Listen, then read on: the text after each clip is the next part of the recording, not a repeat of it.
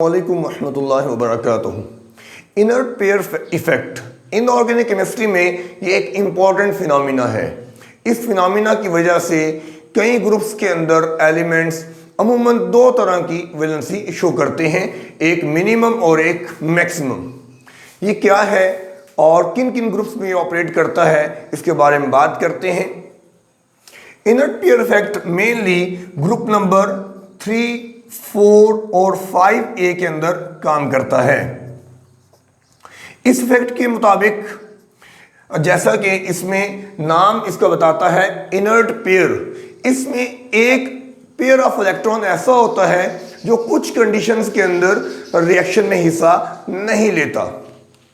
हम जानते हैं कि ग्रुप नंबर 3A की electronic configuration NS2 NP1, group number 4A के लिए इलेक्ट्रॉनिक कन्फिग्रेशन NS2 NP2 और इसी तरह ग्रुप नंबर 5A के लिए NS2 NP3।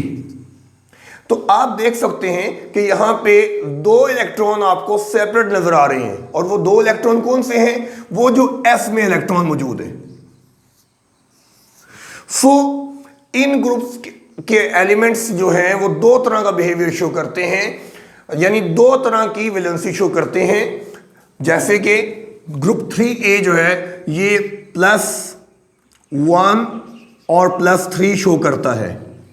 Group number 4A ये +4 और +2 शो करेगा, जबकि ग्रुप नंबर 5A ये +5 और +3 शो करेगा।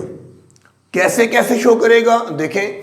अगर तो ग्रुप 3A के कोई एलिमेंट हैं और वो सारे के सारे अपने इलेक्ट्रॉन बॉन्डिंग में यूज कर रहे हैं तो वो ठीक है, +3 वैलेंसी शो करेंगे। और अगर वो इस पेयर को यूज नहीं करते और सिर्फ इस इलेक्ट्रॉन को यूज करते हैं तो वो +1 वैलेंसी शो करेंगे। सिमिलरली ग्रुप नंबर 4A अगर वो सारे के सारे अपने इलेक्ट्रॉन यूज करता है तो उसमें फिर वो अपने 4 के 4 इलेक्ट्रॉन जो है वो यूज कर लेगा, यानी वो 4 वैलेंसी शो करेगा।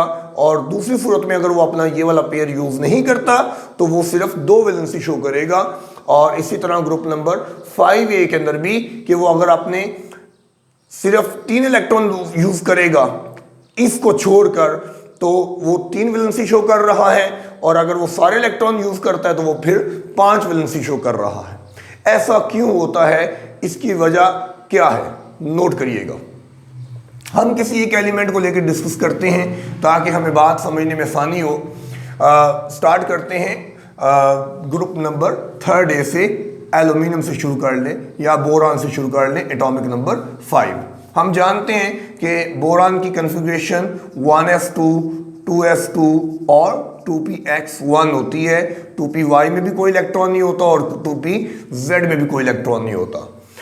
अब इसको असूली तौर पर तो एक बॉन्ड करना चाहिए, लेकिन हम जानते हैं कि बोरान कभी भी एक बॉन्ड नहीं करती, बोरान 3 बॉन्ड करती है। क्यों 3 बॉन्ड करती है? क्योंकि वो एक्साइटेड स्टेट में चली जाती है।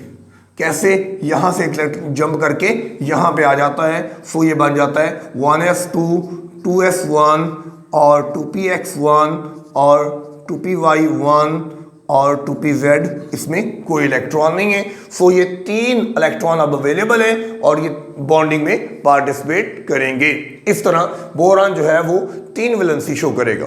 नो, आप ग्रुप नंबर 4 में भी किसी एग्जांपल ले सकते हैं और ग्रुप नंबर 5 में भी आप किसी एलिमेंट को उठा के उसकी एग्जांपल के तौर पर उसे, जैसे कि फास्फोरस पर अगर आप बात कर लें, फास्फोरस एटॉमिक नंबर 15, कन्फिग्रेशन क्या होगी? 1s2 2s2 और 2p6 और 3s2 और 3px और 3py और 3pz, एक और एक। नौ, ये अपने इन 3 इलेक्ट्रॉन को बॉन्ड बनाने में इस्तेमाल करेगा, 3 वैलेंसी शो करेगा। अच्छा, अगर इसने 5 शो करनी है तो क्या करेगा? ये अपना ये इलेक्ट्रॉन यूज करेगा। लेकिन ये इलेक्ट्रॉन कैसे यूज करेगा? यहां तो आगे एम्प्टी स्पेस ही नहीं है, तो हमें पता है कि तीसरे शेल के अंदर 3s 3p के बाद 3d भी अवेलेबल होता है। तो यहां से एक इलेक्ट्रॉन बेसिकली यहां पे लेके आएगा।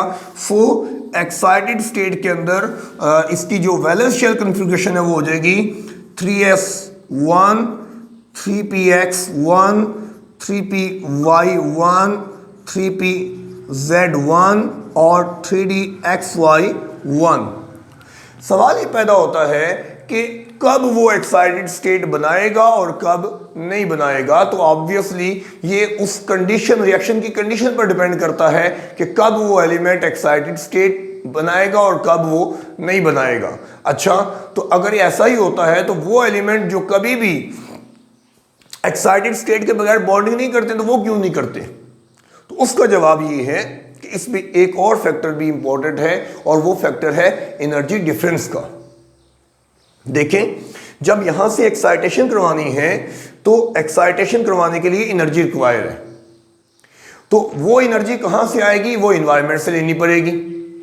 तो ये जो छोटे एलिमेंट्स हैं, मतलब अगर आप ग्रुप नंबर 3 की बात कर रहे हैं, 3A की बात कर रहे हैं, तो बोरॉन और एल्यूमिनियम की बात कर लें, 4A के अंदर कार्बन सिलिकॉन की बात कर लें, या 5A में नाइट्रोजन फास्फोरस की बात कर लें, जो स्मॉलर साइज एलिमेंट हैं, ये क्या होते हैं? इनके अंदर एनर्जी गैप स्मॉल होता है, छोटे गैप्स होते हैं। तो जो उनकी एनर्जी गैप स्मॉलर होते हैं और ये एनर्जी इजीली अवेलेबल हो जाती है, तो इसलिए ये एक्साइटेशन को पसंद करते हैं। सो बहुत ज़्यादा चांसेस होते हैं कि ये अपनी हायर ऑक्सीडेशन स्टेट के अंदर जाके बॉन्डिंग करें। और इनफैक्ट कार्बन के बारे में तो हम जानते हैं, या बोरान और नाइट्रोजन खैर नहीं, बोरान और कार्बन ये हमेशा एक्साइटेड स्टेट में करते हैं। नाइट्रोजन क्यों नहीं करती? क्योंकि आपने देखा कि नाइट्रोजन के केस में नाइट्रोजन का ताल्लुक 5A से है और उस केस में डी ऑर्बिटल यूज हो रहा होता है, और नाइट्रोजन का ताल्लुक चूंकि पीरियड नंबर 2 से है और इसके अंदर डी ऑर्बिटल मौजूद ही नहीं है।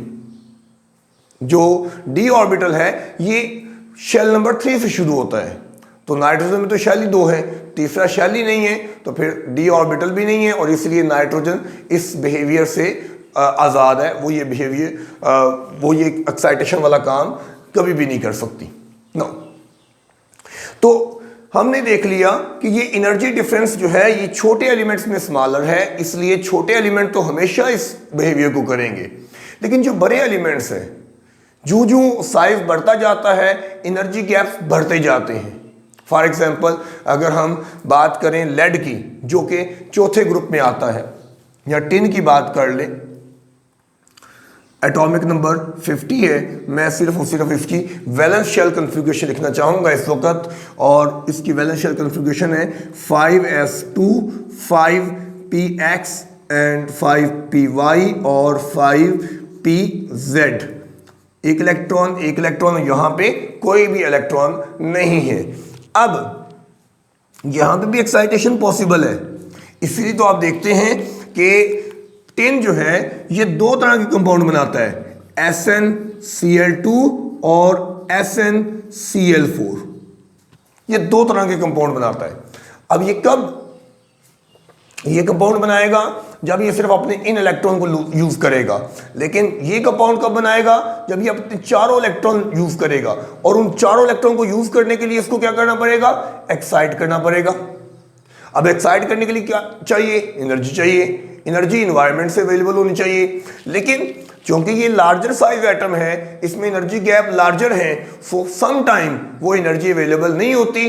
दैट इज वाई के ये प्रेफर करेगा उस वक्त इस कंपाउंड की फॉर्मेशन। लेकिन अगर उसे वो एनर्जी अवेलेबल हो जाएगी तो वो ये कंपाउंड बना लेगा। सो इस तरह से हम देखते हैं कि ग्रुप नंबर 3A के अंदर और 4A के अंदर और 5A के अंदर सम टाइम ये जो इलेक्ट्रॉन पेयर होता है ये बॉन्डिंग में यूज हो रहा होता है और सम टाइम यूज नहीं हो रहा होता। तो जिस वक्त ये यूज हो तो ठीक है, ना यूज हो तो हम इसे कहते हैं कि ये इनर्ट पेयर इफेक्ट है। तो यहाँ पे जो इनर्ट पेयर कहा जा रहा है वो दरअसल इन इलेक्ट्रॉन्स को कहा जा रहा है जो आपको यहाँ पे s ऑर्बिटल के अंदर नजर आ रहे हैं। और इसी इनर्ट पेयर की वजह से हम ये देखते हैं कि 2 तरह की वैलेंसी जो है वो इन ग्रुप के एलिमेंट्स शो करते नजर आते हैं। अपनी कोई क्वेरी हो, कोई आपका कोई सवाल हो तो उसको कमेंट सेक्शन में ज़रूर बताएं। अल्लाह हाफिज़।